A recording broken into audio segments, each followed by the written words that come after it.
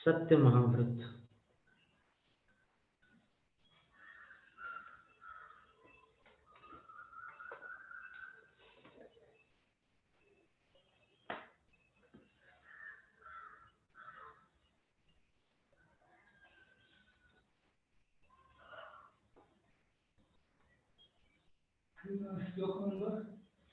श्लोक नंबर इसमें 22 है, इसमें 21 है।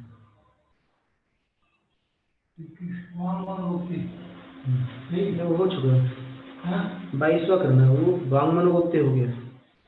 वचः सत्यम असत्यम वा नृतं जीवा हिते हितम् जिह्वाच्छेदादि सर्वस्व हारै नो हेतुरात्मनः।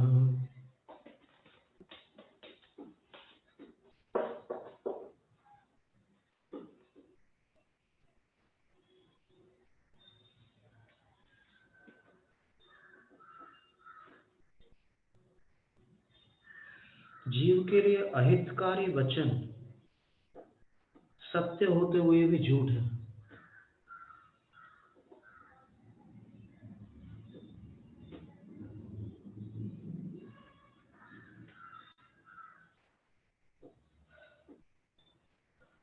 वचन चाहे सत्य हो चाहे असत्य, यदि प्राणियों के अहित में उसकी प्रवृत्ति है तो वह असत्य की श्रेणी में ही आता है।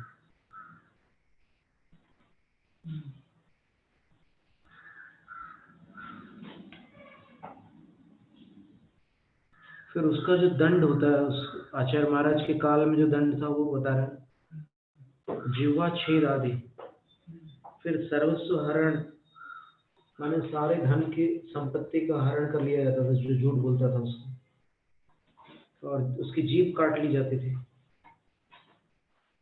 और फिर एनो हेतु, पाप का हेतु भी होता था वह असत्य। किसके लिए? आत्मना, आत्मा के लिए, अपने लिए वह पाप का कारण होता है। तो ये सब असत्य की श्रेणी में होता है। यानी सच बोलो या झूठ बोलो, लेकिन अगर किसी का अकल्याण हो रहा है, अहित हो रहा है, तो फिर वो असत्य पाप में ही आता है, असत्य की श्रेणी में ही आता है। इसलिए भी ये भी है महाराज जी, बल्कि हम आप गुरु घर में ये है तो हमारे दोनों की बात चल रही है, तीसरा आकर के वो गलती चुगली करता है तो उसको दोष है। ये गुरु शिष्य देख ले, गुरु शिष्य देख ले अपने में, लेकिन दूसरे बीच में नहीं घुसे। नहीं, वो तो शिष्टता भी नहीं है, दो के बीच में पड़ना तो शिष्टता नहीं है। चुगली का ये मूर्ख के जो 5 लक्षण लिखे ना कालिदास कवि ने, ये जनपद सत्य लिखते हैं, वो आ रहा है, अभी आ रहा है, आगे आ रहा है। उसमें क्या बोला उन्होंने?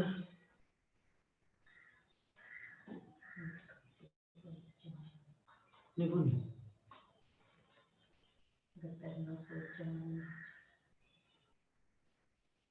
गतं न शोचामि कृतं न मन्ये, ये दूसरी लाइन है।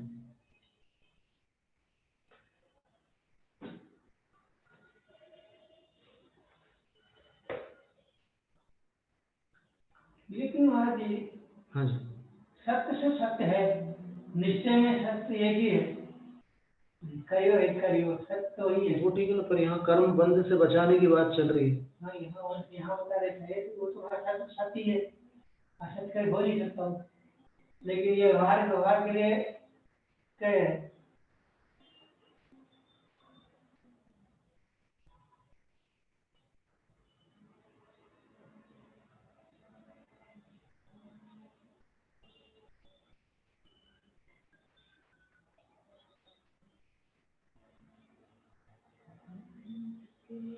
गच्छन्न खादामि हसन्न भाषे, एक श्लोक है कालिदास महाकवि का। गच्छन्न खादामि हसन्न भाषे गतन्न शोचामि कृतं न मन्ये द्वाभ्यां तृतीयो न भवामि राजन् किं कारणं भोज भवामि मूर्खः। एक बार महाकवि कालिदास और फिर राजा भोज की महारानी, ये दोनों कोई विद्वत्तापूर्ण वार्तालाप कर रहे थे। तो राजा बीच में आ गया। तो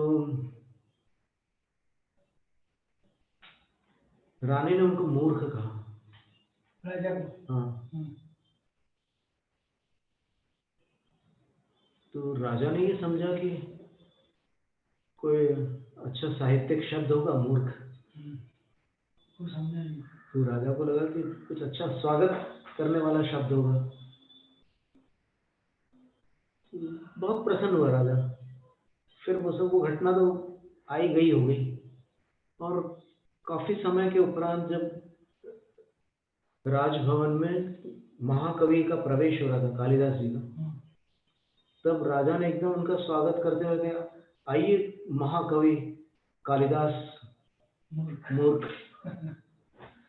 तब कालिदास ने तुरंत ये श्लोक पढ़ करके कहा उनसे कि गच्छन्न खादामि हसन्न भाषे, मैं चलते चलते नहीं खाता, हंसते हंसते बातचीत नहीं करता, और जो बीत गया उसके बारे में शोक नहीं करता, और मैंने किसी का उपकार किया है तो उसका अभिमान नहीं करता, और दो लोग जब बातचीत करते हो तो उनके बीच में मैं टांग नहीं अड़ाता।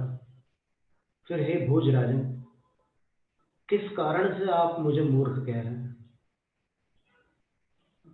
तब राजा भोज समझ गए कि वो रानी और इनके बीच का जो ऐसा विद्वत्तापूर्ण वार्तालाप चल रहा था, मैं बीच में आ गया था, इसलिए रानी ने मुझे मूर्ख कहा। खराब। तो मूर्ख कोई प्रशंसावाचक शब्द नहीं था, पर ऐसा था।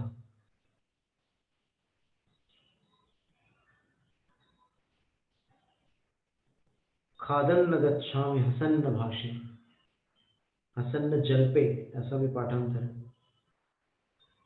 एक ही बात है।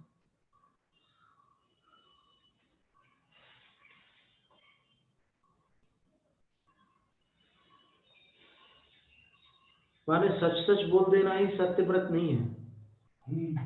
सच बोलने से किसी का अगर अकल्याण हो जाए तो फिर उसको यहाँ पर सत्य महाव्रत में, सत्य की श्रेणी में नहीं रखा गया है।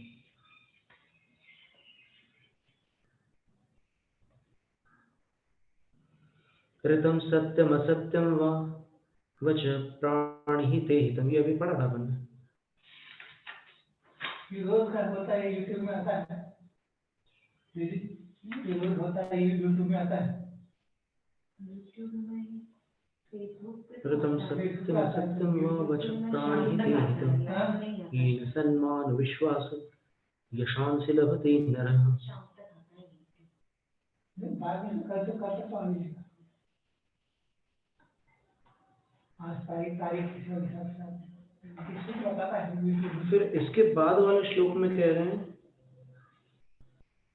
कि जो वचन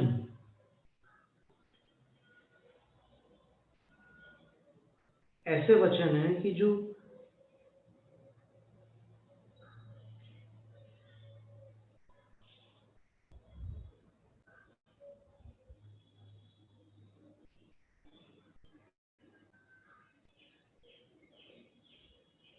कदाचित सच न भी हो और कदाचित सच भी हो, लेकिन उन वचनों से यदि किसी जीव का कल्याण हो रहा है तो वे वचन सत्य महाव्रत में वर्जित नहीं है, अर्थात वो सत्य महाव्रत उन वचनों से खंडित नहीं हुआ। और उसमें ये लिखा कि उन वचनों से यदि वो सम्मान प्राप्त करता है, विश्वास प्राप्त करता है, यश प्राप्त करता है और उसका कल्याण होता है, तो फिर ऐसे वचन जो है उनको महाव्रत में दोषपूर्ण नहीं माना गया।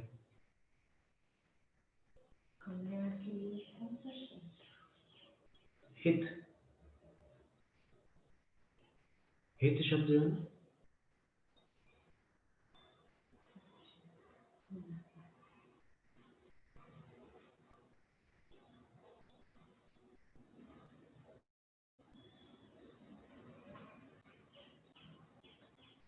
तन्नाम स्थापना रूप भाव संवृत देशकम संयोजना जनपद प्रतीत्य समयाश्रितम संभावनोपमानं चेत्यादि सत्यमनेकधा सोदाहरणमत्रैषां लक्षणं वक्ष्यते धुना।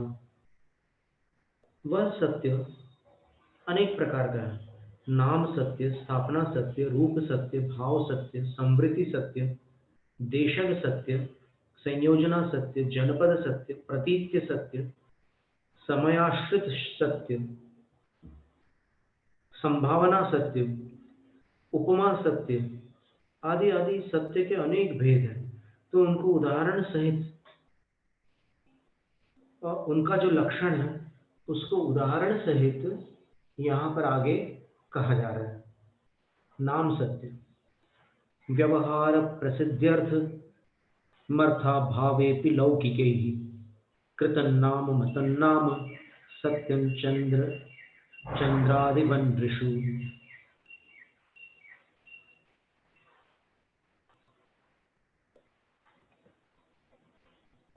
व्यवहार की सिद्धि के लिए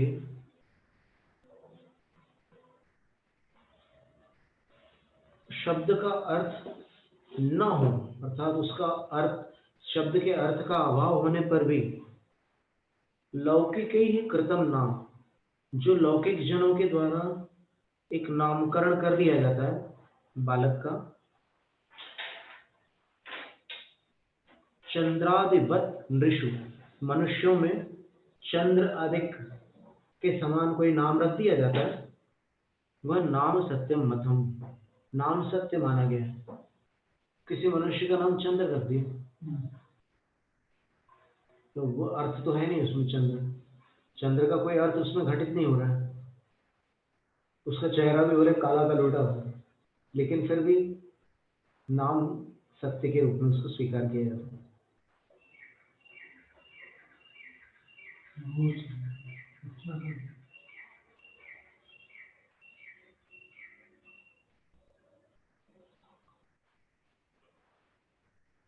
अब स्थापना सत्य क्या है?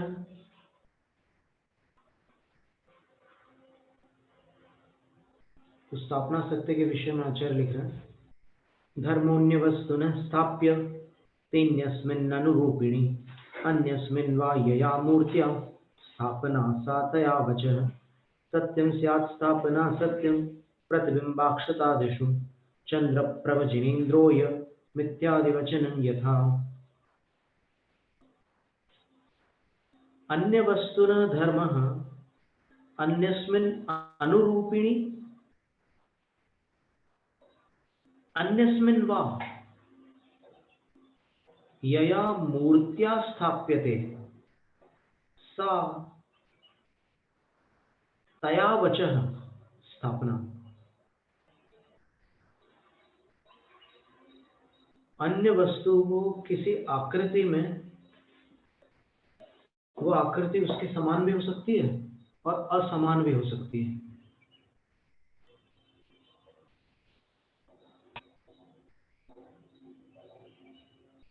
तया उस आकृति से वचन, जो वचन बोले जाते हैं, जैसे शतरंज के बोर्ड के ऊपर हाथी, घोड़ा, ऊंट, वजीर, राजा, प्यादे, ये जो वचन बोले जाते हैं, तो उसमें कुछ आकृतियां अनुरूपिणी, उसके अनुरूप है। जैसे घोड़े का मुंह बना हुआ है उसमें, हाथी प्राय करके ऐसे शतरंज के गोटों में हाथी जैसा आकार तो होता नहीं, और कभी होता हो तो पता नहीं कहीं होता हो तो, लेकिन अनुरूप और फिर अननुरूप, अन्यस्मिन, दोनों प्रकार, जिस आकृति से, जिस मूर्ति से तया वचन, उसके आधार पर वचन बोले जाते हैं, वो स्थापना सत्य है। ये हाथी, घोड़ा है। और फिर अब इसका उदाहरण और दे रहे हैं, सत्यम साथ स्थापना सत्य, और वो सच्चा होता है वचन। वो स्थापना सत्य कैसे सच्चा होता है? तो बोले प्रतिबिंब अक्षतादिषु चंद्रप्रभ जिनेन्द्रोयम इत्यादि वचन यथा। जैसे प्रतिमा में अथवा अक्षत आदि में ये चंद्रप्रभ जिनेंद्र है, इस तरह के वचन बोलना ये स्थापना सत्य वचन है, ये मिथ्या वचन नहीं है। अब इसमें एक प्रश्न आएगा कि ये उदाहरण आचार्य महाराज ने क्यों दिया? प्रतिमा का उदाहरण तदाकार में दिया और अक्षत का उदाहरण अतदाकार में दिया, और आचार्य सिद्धांत चक्रवर्ती है। और अपन ने वसुनंदी शावकाचार में क्या पढ़ा था कि हुंडाव सर्पणी काल में अतदाकार स्थापना नहीं की जाती, क्योंकि मिथ्या मतियों कुलिंगियों के मत से भ्रमित बुद्धि वालों को अतदाकार स्थापना के प्रति भ्रम उत्पन्न हो जाता है, तो इसलिए वर्जित है हुंडाव सर्पणी में अतदाकार स्थापना। और यहाँ आचार्य वीरनंदी महाराज कह रहे हैं कि अक्षत में चंद्रप्रभ भगवान है, और ये सत्य वचन है बोल रहे हैं, सत्य महाव्रत का ही तो वर्णन चल रहा है ना। तो अक्षत में चंद्रप्रभ भगवान है, ये सत्य वचन है ऐसा कह रहे हैं। प्रतिमा में चंद्रप्रभ भगवान है, ये तो सब लोग जानते हैं, प्रतिमा में तो स्थापना विधि होती है, पर ये अक्षत में भी कह रहे हैं। तो अब इसको समझना होगा अपने को कि ऐसा कैसे कह रहे हैं। मुझे इसलिए तो क्या है, कोई पत्थर लगा उसका सिंदूर लगा दो भगवान बन। तो इसका अभिप्राय अपने को ऐसा लेना होगा कि वहां पर जो कथन आया है वसुनंदी श्रावकाचार में, उस श्रावकाचार में प्रतिष्ठा विधि भी बताई गई है। आपको स्मरण होगा कि वो मंडप होता है प्रतिष्ठा का, बीच में एक वेदिका होती है, और उसके ऊपर फिर प्रतिमाओं को स्थापित करके किस तरह से उसको प्रतिष्ठित किया जाता है, वो सारी विधि आई थी वसुनंदी श्रावकाचार में।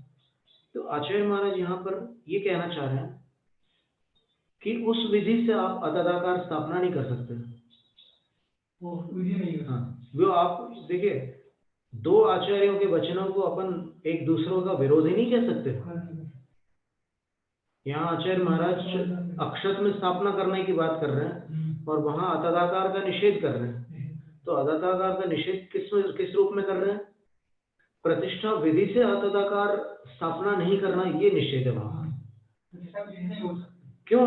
ये हमने कैसे जाना कि वहां पर ऐसा निषेध? इस अपेक्षा से हमने जाना कि वहां पर प्रतिष्ठा विधि दी हुई है, और उस प्रसंग में उन्होंने कहा है कि अतदाकार स्थापना नहीं करना हुंडाव सर्पणी में। तो इससे क्या सिद्ध हुआ कि ये विधि अतदाकार स्थापना में नहीं करने हैं, ये अर्थ हुआ। और यहाँ आचार्य क्या कह रहे हैं? यहाँ आचार्य स्थापना निक्षेप की बात कर रहे हैं। तो यहाँ पर दोनों बातें कर रहे हैं। एक तो आप प्रतिष्ठा विधि से प्रतिमा में स्थापना करोगे, ठीक है, ये एक बात हो गई। और दूसरी स्थापना जो है अक्षत आदि में, अब सोचने की बात है कि अक्षत आदि में चंद्रप्रभ भगवान को कब स्थापित करते हो? पूजा करते हैं। पक्की बात है। तो पूजा के समय जो आप उसको सर्वकालीन स्थापित नहीं कर रहे हैं, उसको केवल आह्वान और विसर्जन पर्यंत स्थापित कर रहे हैं। तो वहां तक करने में कोई आपत्ति नहीं है आगम से। ये वीरनंदी सिद्धांत चक्रवर्ती आचार्य के वचन है। ध्यान का बात है, इसको अर्वाचीन प्राचीन कह करके उड़ाने की बात नहीं है। ये कुछ लोग बोलते हैं ना कि अर्वाचीन ग्रंथ है, ये प्राचीन ग्रंथों में ही नहीं है।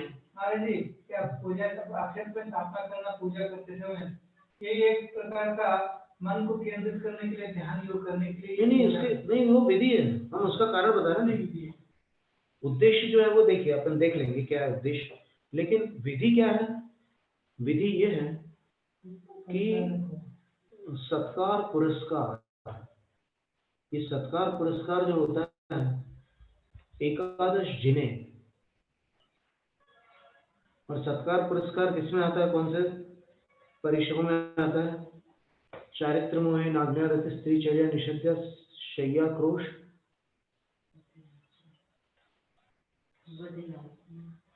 नहीं वो पूरा सूत्र नहीं बोला। चारित्र मोह से होने वाले परिचय कौन से हैं? सर्वार्थ सिद्धि में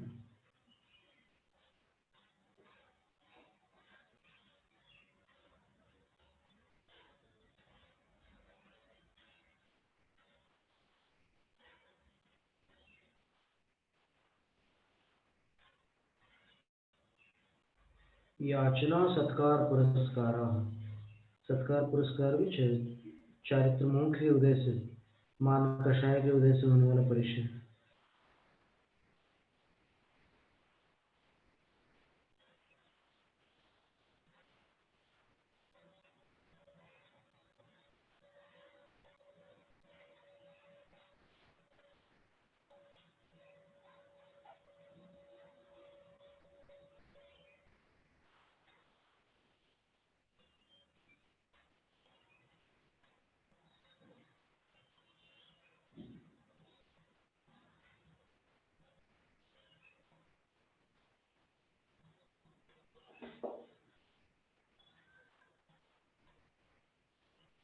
चारित्र मोहे नाज्ञा रति स्त्री निषेध्याक्रोश याचना सत्कार पुरस्कार।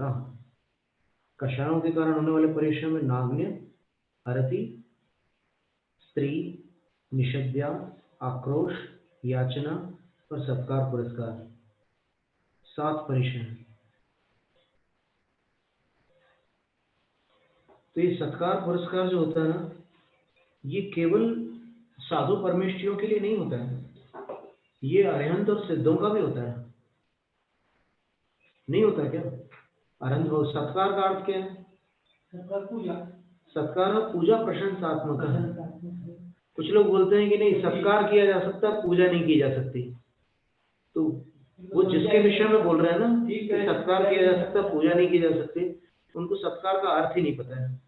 सर्वार्थ सिद्धि में देख लो आप, सत्कार का अर्थ क्या है? सत्कार पूजा प्रशंसात्मक। आचार्य पूज्यपाद स्वामी ने लिखा है, सत्कार का अर्थ ही पूजा और प्रशंसा यानी जयमाला होती है। तो पूजा और जयमाला जो है वो सत्कार है। और पुरस्कार क्या है? पुरस्कार का अर्थ होता है आह्वान, स्थापन और सन्निधिकरण। उनको आगे करना, यानी अपने निकट करना, अपने सम्मुख करना, उसका नाम पुरस्कार। पुरस्करणम पुरस्कार, पुरः यानी आगे, सामने करना। तो किसी की भी किसी का भी आप सत्कार करोगे तो सत्कार से पूर्व आपको पुरस्कार करना होगा।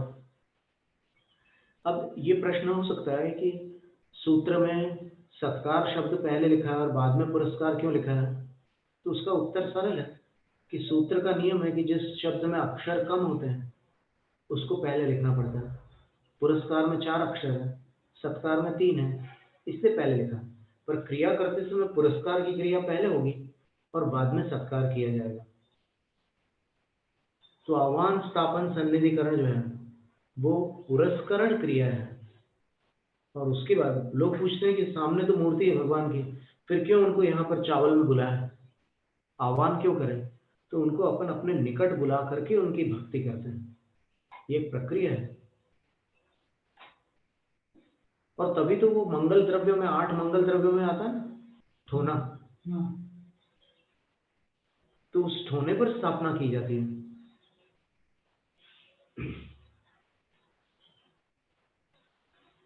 अब ये बात यहाँ पर 5वें अधिकार की 27वें श्लोक में दी हुई है। इसी प्रकार इसको अगर अपन और आगे देखें,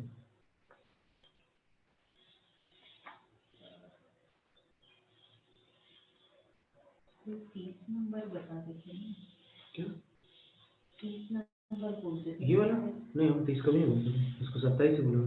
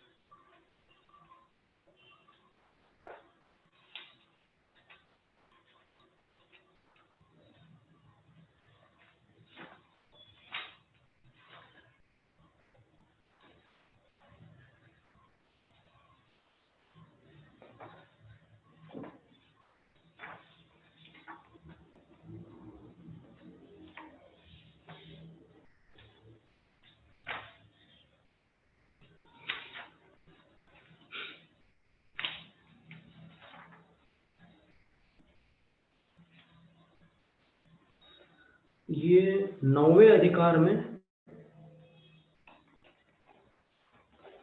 जिसका नाम षडावश्यक अधिकार, इसी आचारसार ग्रंथ में, उस षडावश्यक अधिकार में जो 6ठा श्लोक है, उसमें स्थापना निक्षेप का वर्णन है। उसको पढ़ सकते हैं अपन एक बार, आपके पास है आचार्य जी?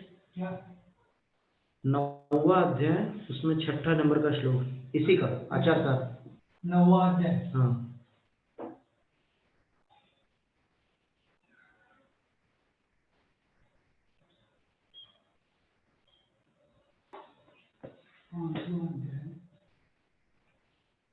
आगे हाँ वो आगे जाना होगा।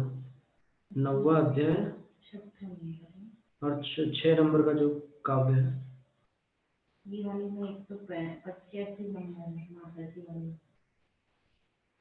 आप माता जी वाला देख रहे हैं या लालाराम पंडित जी कितना का? नंबर है?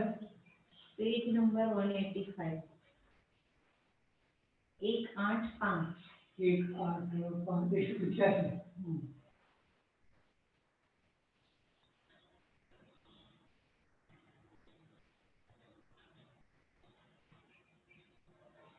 ये ध्यान से समझने की बात है कि अपन ढोने पर चावल में क्यों आह्वान करते हैं। ओम ह्रीम श्री पार्श्वनाथ जिनेन्द्र अत्रावतरावतर संभव षट, ये आह्वान की विधि है। इसमें आह्वान बोलने, शब्द बोलने की आवश्यकता नहीं, इसी का नाम आह्वान है। फिर ओम ह्रीम श्री पार्श्वनाथ जिनेन्द्र अत्र तिष्ठ तिष्ठ ठह ठह। 9वां अधिकार में तो ये नहीं है, 150 श्लोक ही नहीं है। नहीं, 185 श्लोक नहीं चाहिए, 6 नंबर श्लोक चाहिए। पेज नंबर श्लोक नंबर 6। है हाँ, जो में देख सकता है, ये नहीं, नहीं हमने है। तो पेज नंबर बोला। ठह ठह, ये स्थापना की विधि होगी। और फिर ओम ह्रीम श्री पार्श्वनाथ जिनेन्द्र अत्र मम सन्निहितो भव भव वषट, यहाँ मेरे सन्निकट होइए। होइए ऐसे 2 बार निवेदन किया पार्श्वनाथ भगवान से। सबसे पहले कहा अत्रावतरावतर, यहाँ आइए आइए। फिर अत्र तिष्ठ तिष्ठ 2 बार कह रहे हैं कि यहाँ बैठिए, यहाँ बैठिए। तो अंदर से भी कह रहे हैं और बाहर से भी कह रहे हैं। हाँ बस वही हाँ, उसी का अर्थ बताया। फिर तीसरे में क्या कह रहा है? अत्र मम सन्निहितो भव भव, यहाँ मेरे सन्निकट हो जाइए, हो जाइए। 2 बार कहा है। तो ये आह्वान, स्थापन और सन्निधिकरण है।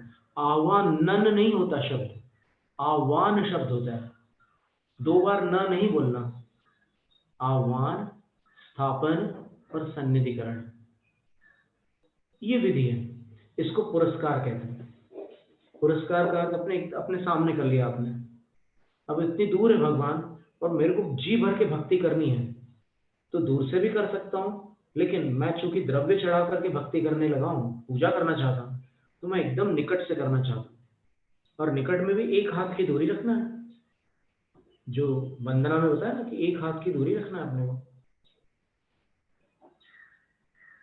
यत्सेयमित्यभेदेन सदृशेतर वस्तुषु स्थापनं स्थापनं वार्हत प्रतिकृत्याक्षतादिषु। देखिए फिर से आया, यत जो, सा इयम इति अभेदेन, ये वही है। इस प्रकार पार्श्वनाथ भगवान और प्रतिमा में भेद न करते हुए सदृशेतर वस्तुषु, पार्श्वनाथ भगवान के समान कुछ आकृति हो, प्रतिमा जैसी हो, तो उसमें, अथवा इतर वस्तुषु, अन्य किसी वस्तु में, स्थापनम, जो स्थापना की जाती है, उसका नाम स्थापना है, स्थापना निक्षेप है। और वो स्थापना किसमें किसमें की जाती है? तो बोलते हैं अर्हत प्रतिकृति, अनंत भगवान की प्रतिकृति होगी, अथवा अक्षतादिषु, अक्षत आदिक में हो सकती है स्थापना, अक्षत में हो सकती है, पुष्प में हो सकती है, रत्न में भी हो सकती है, किसी में भी आप स्थापना, भगवान का आह्वान, स्थापन, सन्निधिकरण कर लो, तो उनको आपने निकट बुला लिया और उसके बाद आप जी भर के भक्ति करिए। ये एक विधि है, पुरस्करण विधि, फिर सत्कार की विधि होगी। और ये चौके में साक्षात महाराज मुनिराज आते हैं तब भी ये विधि की जाती है।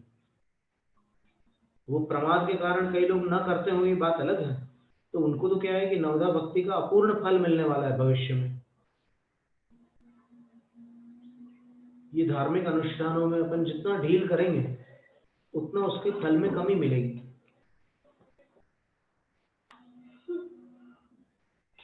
और ये सच है कि बहुत सावधानी बरतनी पड़ती है चौके में और बहुत ध्यान रखना पड़ता है। पर ये जो नवोपचार विधि है, देखो आहार कराने पर पूरा ध्यान ज्यादा रहता है श्रावकों का कि साधु एक बार आहार ले रहे हैं, उनका आहार व्यवस्थित हो जाए, ये भाव रहता है। लेकिन आहार की जो भिक्षा विधि है, कोई भी भिक्षाचर्या से जैनागम में आहार की जो विधि बताई है, वो भिक्षा विधि में ये नवोपचार विधि अनिवार्य है। नव पुण्यों के बिना भिक्षा विधि नहीं हो सकती। आप चाहे वसुनंदी श्रावकाचार्य देख लें, कहीं भी देख लें, आप किसी भी ग्रंथ में देख लें, तो वो ये जो विधि है, ये विधि भी अपने आप में बहुत महत्वपूर्ण है, क्योंकि इस विधि से साधु को आहार लेना है, फिर बाद में दान आपको करना है,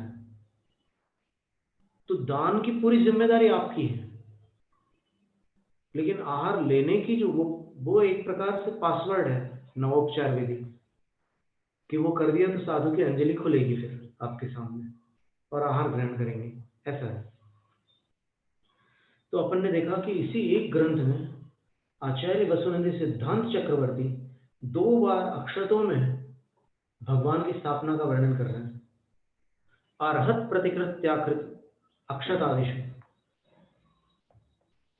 अरहंत की प्रतिमा और अरहंत को अक्षत आदिक में स्थापना करने की बात की। और यहाँ तो चंद्रप्रभ भगवान का नाम ही लिख दिया, अयम चंद्रप्रभ जिनेन्द्र, ये अक्षत चंद्रप्रभ जिनेन्द्र। कब तक? जब तक मैं पूरी विधि न कर लूं। फिर जब विसर्जन हो जाएगा तब वो अक्षत क्या कहलाएंगे?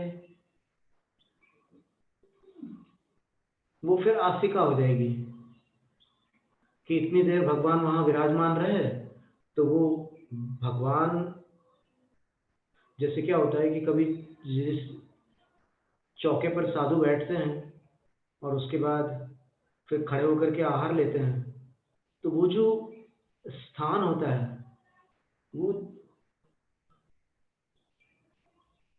उस पाटे को भी लोग, उस पे जो जल वगैरह आता है ना, साधु के स्पर्श से आया हुआ जल, तो उसको भी कुछ लोग ऐसे सिर में लगा लेते हैं। वो उचित है कि अनुचित है? जैसे मान लो साधु आए और फिर वो बैठे जिस पाटे पर, आपने पैर धुलाया, फिर उसके बाद पूजा की, फिर बाद में साधु ने आहार लिया, तो वो जो गीला पाटा है उसके जल कणों को भी लोग सिर पर लगाते हैं। तो वो उचित है कि अनुचित है, ये प्रश्न हमने अभी पूछा सबसे। तो इसमें उचित है तो क्यों और अनुचित है तो क्यों, दोनों में क्यों शब्द आएगा? तो केवल श्रद्धा की बात नहीं है, वो साधु से स्पर्शित जल है और साधु की काया रत्नत्रय से पवित्रित है। आत्मा तो साक्षात रत्नत्रय धारी है और काया उस आत्मा के संपर्क के कारण रत्नत्रय से पवित्रित है, इसलिए उसको लेने में कोई आपत्ति नहीं है।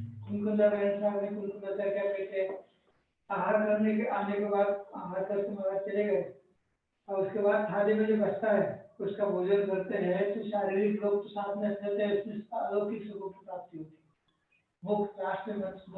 जो मुनि भुक्त अवशेषम भुंजते सो भुंजते जिनुग दिट्ठा, जो मुनि के भोजन के बाद जो पात्रों में जो बच जाता है भोजन, उसको उसका सेवन करता है, उसका भोजन करता है, वह जिनेंद्र प्रणीत भोजन करता है।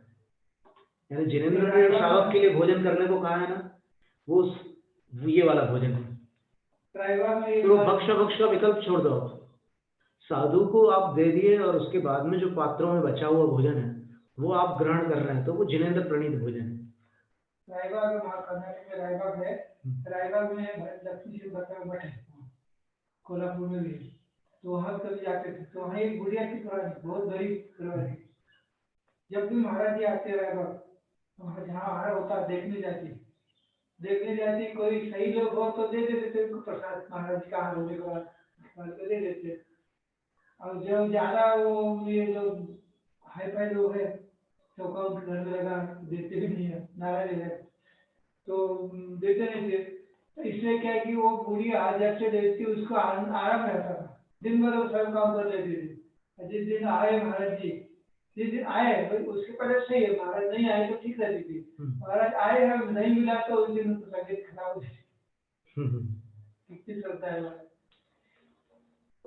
रायबाग ये नाम कुछ के नहीं मिलता स्थान तो की महाराज जी हाथ करके आएंगे, आगे तक वो क्या करेंगे, बहुत मन में भर गया नहीं मिला, अब बहुत मैंने अब नहीं प्लेट खाएंगे, तो क्या करती थी, एक प्लेट ले आती थी, एक गिलास में पानी, कुल्हड़ी में पानी लाती थी, महाराज का हाथ लेते थे, हाथ उठाई बार तो महाराज एक हाथ रख देते, उसमें पानी डाल देती थी, नीचे पानी गिर गया तो पानी पी लेते, तब दिन में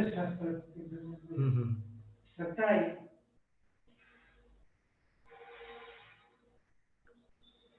ये क्या श्रद्धा, कैसी श्रद्धा महाराज जी? साधना जो साधु के मुख से, हमारे पास कुछ साधना नहीं है, हमारे पास कुछ साधना नहीं है। जब जाप करते हैं, प्रतिरोध करते हैं, मंदिर जाते हैं और अपना साधना ही करते हैं, माला जाप करते हैं, इतना करते हैं और कुछ हमारे पास नहीं है। फिर भी तो उसके पास कुछ नहीं है, और इनको मैंने उपदेश दे दिया कि कहानी बताइए, ऐसा ऐसा कर लो, ऐसा कर लो, और ये जाप कर लो, तुम्हें सारा तुम्हारा ठीक हो जाएगा। और उनने ऐसी साधना करी, जाप किए, महाराज को बताया, इसलिए वो उनने श्रद्धा से जाप किया, साधना ऐसी हो गई कि नदी पार करने की साधना हुई। हाँ सही। और हमको कुछ नहीं हुआ, उसका हो गया। मतलब आचार्य महाराज जी बता रहे हैं कि कोई गुरु अगर किसी से कह दे कि तुम ये कार्य कर लो, ये त्याग कर दो या कोई अनुष्ठान कर लो, और मान लो खुद उनका वो त्याग ना हो, गुरु महाराज का, मान लो भात का त्याग नहीं, और फिर किसी को गुरु ने कह दिया कि तुम 3 महीने भात का त्याग कर दो, तो फिर उसको भात के त्याग से बड़े आश्चर्यकारी फल प्राप्त हो जाएंगे, क्योंकि गुरु के वचनों से निकला हुआ त्याग था। पर वो त्याग जो है आगम सम्मत हो तभी मान्य होता है, इतना ध्यान रखना है कि कोई त्याग ऐसा है जो आगम सम्मत नहीं है, आगम में उसके त्याग का कहीं भी कोई प्रावधान नहीं है, और ऐसा त्याग अगर गुरु करवा दे, और गुरु भी क्या है कि कई बार ऐसी जानकारी रहती है उनको जो शास्त्र से भिन्न होती है, और वो त्याग करवा दे, तो उस त्याग का निष्ठापन भी कराया जा सकता है। जो त्याग आगम सम्मत नहीं है, उस त्याग का निष्ठापन भी शक्य है। सबसे बड़ा दृष्टांत फिर आप सही त्याग कर दीजिए। एक लेवल का दृष्टांत सबसे बढ़िया है क्या, उन्होंने पास गुरु को देखा भी, गुरु को सीखा भी नहीं, गुरु को देखा भी नहीं उन्होंने, और उनकी मूर्ति बना के रख के उनके साथ कर दी। नहीं, और देखो एक उदाहरण हम दे रहे हैं आपको कि किसी को काजू खाने से नुकसान हो गया, क्योंकि उसको विधि नहीं मालूम थी खाने की, उसने सीधे पेड़ से तोड़ कर खा लिया, तो पूरे यहाँ पर छाले पड़ गए उसको पूरे, और उसने दीक्षा लेकर अपने सब शिष्यों को काजू का त्याग करवा दिया। तो ये जो त्याग है वो आगमोक्त त्याग नहीं है, तो इस त्याग का विसर्जन भी किया जा सकता है। वो तुम खा लोगे, धैर्य मर जाएगा काजू, और उसको प्रक्रिया होती है, भट्टी में डाला जाता है, शुद्ध किया जाता है, उसकी बड़ी लंबी प्रक्रिया होती है काजू की। आपको भेजा शायद मैंने वीडियो, काजू कैसे करते हैं। यहाँ दक्षिण कर्नाटक में देखा ना, कितने काजू के पेड़ हैं, पूरे ऐसे जंगलों में काजू के पेड़ लगे हुए हैं, और पूरी खुशबू आते रहते पके हुए फलों की।